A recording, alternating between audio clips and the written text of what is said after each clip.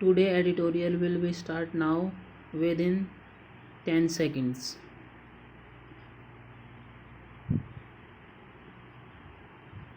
Start. India and Nepal have reached a flashpoint over the Kalapani territorial issue that appears to threaten the basis of their special relationship, which has nurtured open borders and the free movement of people. Nepal Prime Minister K.P. Sharma Oli took New Delhi by surprise this month with an aggressive posture on the issue, especially over the inauguration of a motorable road to the Lipu Lake Pass near the disputed Kalapani area, which is used by Indian pilgrims to Kailash Mansarovar. For India, the Lipu Lake Pass has always been part of the road to Tibet and was mentioned as one of the border passes for trade in a 1954 agreement with China, which was also reaffirmed in another trade agreement in 2015. Since 1981, when China reopened the Kailash Mansarovar pilgrimage route for Indians, they have also used the pass to walk into Tibet.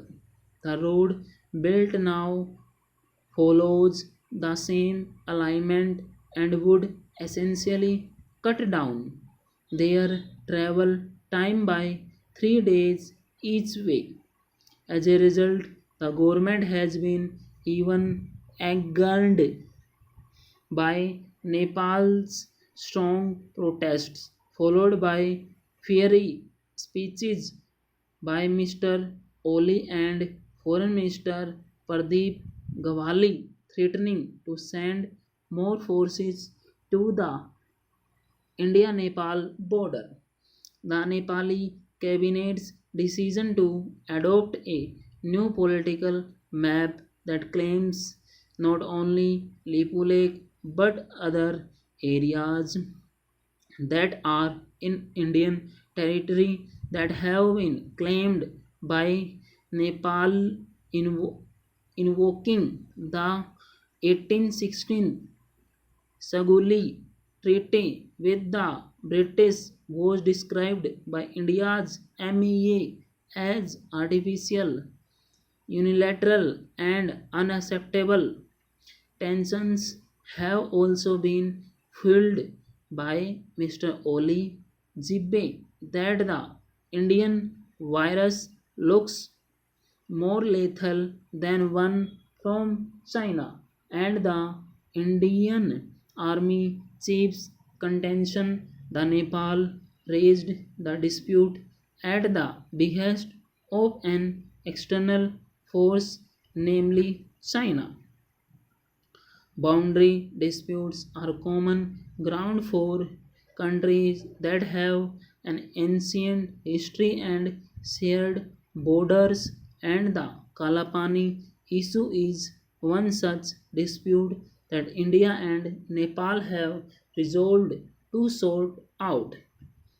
It is unfortunate that the respective foreign secretaries tasked by Prime Minister Modi and then Nepal leader Sushil Koirala in 2014 to discuss the matter have failed to find